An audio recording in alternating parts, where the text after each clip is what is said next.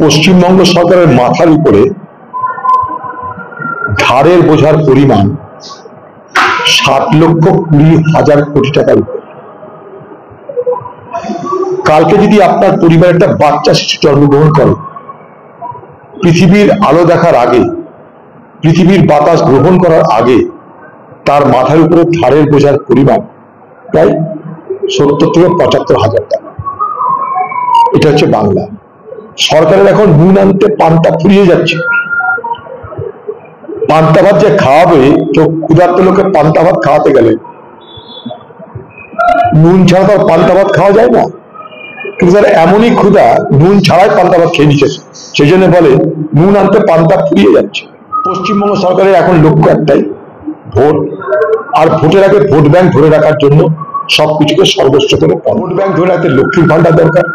নতুন করে বাংলা আবাসের গল্প শুরু হয়েছে।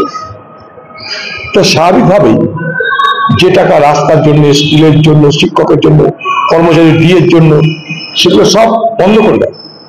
কারণ তাদের ভোটে হার জিত হবে না। বাংলার লক্ষ্মীর ভান্ডারের পাওনা, লক্ষ্মীর ভান্ডার যারা থেকে যারা উপকৃত হয়, মহিলা সমাজের ভোটে ভাগ্যের নির্ধারিত হয়। এই ধারণা থেকেই লক্ষ্মীর ভান্ডার বাঁচিয়ে রাখো, আবাস বাঁচিয়ে রাখো, বাকি সব ভোগে যায়। কিন্তু লক্ষ্মীর ভান্ডারের যারা পাচ্ছেন টাকা, তাদেরকে একটা কথা বলতে চাই যে বাংলার মা বোনেরা মনে রাখবেন, লক্ষ্মীর ভান্ডারের প্রকল্প এটা রাজ্যের প্রকল্প। যে সরকারি থাক তারই এটা প্রকল্প। প্রকল্পের যে কেউ করতে পারে, প্রকল্প কখনো বন্ধ হয়ে যায় না। আর এই প্রকল্প শুধু বাংলায় তা নয়, পাশের রাজ্য ঝাড়খণ্ডে চলে যায়। সেখানে মেয়েদেরকে প্রতি মাসে 2,500 টাকা দেওয়া, মাইয়া সম্মান যোজনা তার নাম। পশ্চিমবঙ্গের তৃণমূল পার্টির কাছে সরকারের আমার দাবি, অন্তত বাংলার মা বোনদের 2,500 টাকা ঘোষণা করা হবে।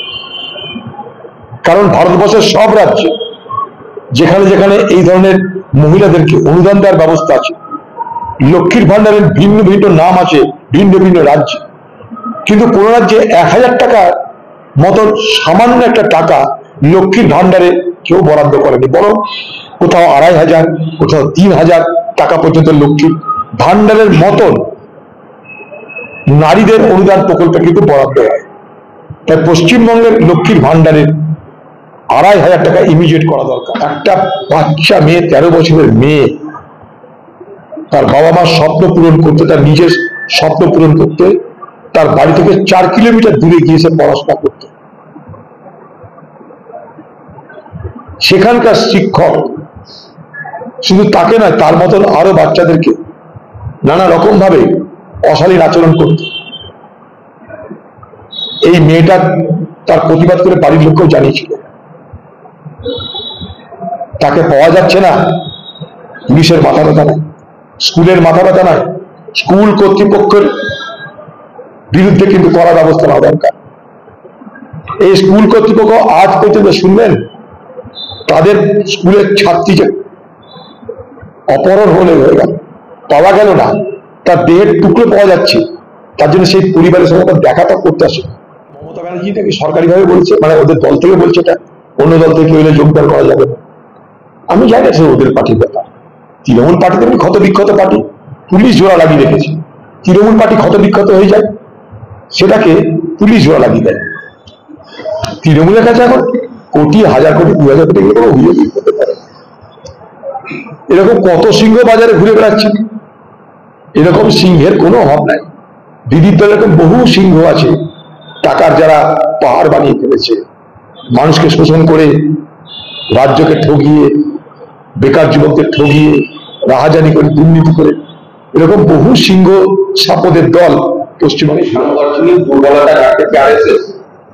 আরএসএস বিজেপিতে একরকম সহোদর ভাই, সবটাকে বলে সন্ত পরিবার। পরিবারে কেউ বড় ভাই থাকে, ছোট ভাই থাকে, মাঝারি ভাই থাকে।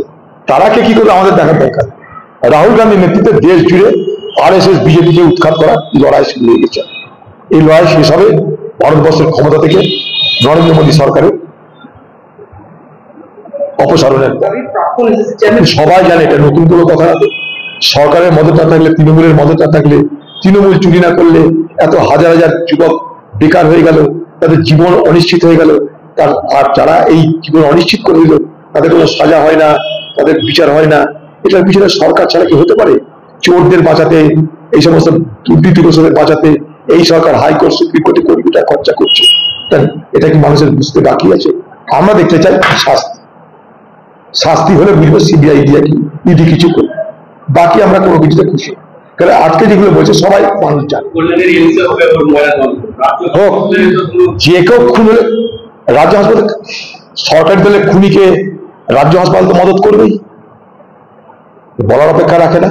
আজকে যেটুকু ধরুন বিচার হচ্ছে, যেটুকু আমরা জানতে পারছি, তদন্ত যা কিছু হচ্ছে, সেটা সমস্তই বিচার ব্যবস্থার হস্তক্ষেপ। বাকি কি হয়েছে বলুন?